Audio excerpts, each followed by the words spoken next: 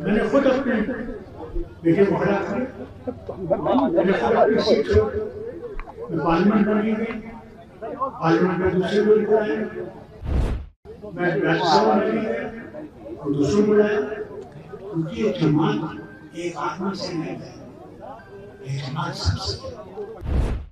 अगर हमें इस जमात को मजबूत बनाना है तो हमें दूसरों को भी आगे बढ़ना है और खासकर हमारी बहनों को और बेटियों को हमें आगे लाना है।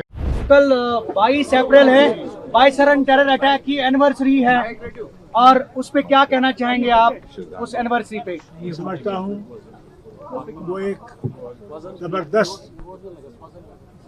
धक्का था इस रियासत के लिए और मैं सिर्फ श्रद्धांजलि पेश करना चाहता हूँ उन सबको जिन्होंने वहाँ पे शहादत दी और ख़ासकर उस बच्चे को भी जो खड़ा हो गया था उनके खिलाफ और पीछे नहीं हटा। अल्लाह उसको भी जन्नत नसीब करे और दीदार मोहम्मद अता फरमाए। फारूक साहब, आपने खवातीन की बात की, आपने कहा कि इलेक्शंस में खवातीन को भी आगे लाने की जरूरत है,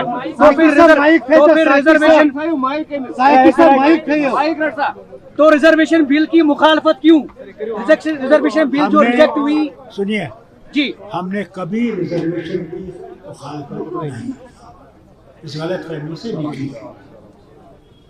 जब 2023 में ये bill I by majority, total majority इसको पास, मगर मैं आपको बताऊं जो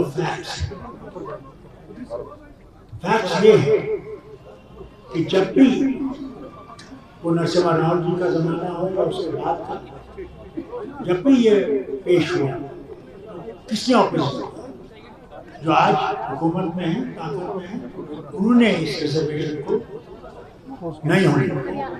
आज भी जब उन्होंने ये लाई है, मुझे पूरा यकीन है उनका मकसद नहीं था इसके पास। फारूक साहब, क्या इलेक्शन कमीशन ऑफ इंडिया के खिलाफ जिस तरह से सफारा हो रहा है फिर से इंडिया ब्लॉक, क्या उसमें आप भी हिस्सा बनेंगे गणेश कुमार के खिलाफ? देखिए, आपको ये मालूम है इलेक्शन कमीशन ऑटोनमस बॉडी है, मगर जिस तरह से ऑटोनमस बॉडी ने काम किया है और काम कर रही है, न सिर्फ हम बल्कि सारी वो जमातें जो सचमुच हिंदुस्तान को एक ऑटोनमस इलेक्शन कमीशन चाहती है, इसका वो टोटली जो हुकूमत है उसके हाथों में खेल है। फारूक साहब, ये बताएं कि कैबिनेट रिशफल पे सर काफी बात हो रही है, आप सीनियर कायद हैं सर, क्या नए चेहरों को मौका देंगे आप? देखिए, ये चीफ मिनिस्टर ये नेशनल कॉन्फ्रेंस के सदर की डिस्कशन है, इसलिए ये सवाल आपको उम्र से पार्टी के कायद आप हैं सर, आपके बगैर पता नहीं हिलता।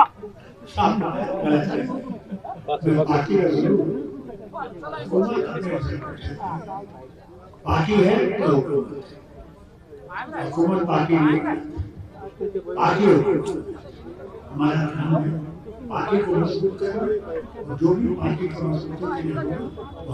डॉक्टर साहब, आपने कहा कि सेकंड लाइन को तैयार रहना चाहिए, पार्टी में जो भी अभी एमएलएज हैं या फिर जो भी कैडर हैं उनको सेकंड लाइन की तैयारी करनी चाहिए, क्या बावर कराने की कोशिश कर रहे हैं आप?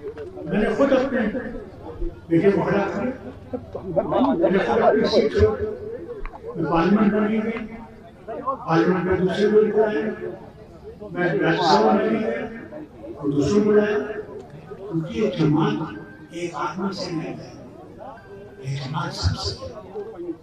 इसलिए हमें ये सोचना है कि अगर हमें इस जमात को मजबूत बनाना है तो हमें दूसरों को भी आगे बढ़ना है और खासकर हमारी बहनों को और बेटियों को हमें आगे लाना है, क्योंकि वो बहुत जरूरी है। बहुत बहुत शुक्रिया।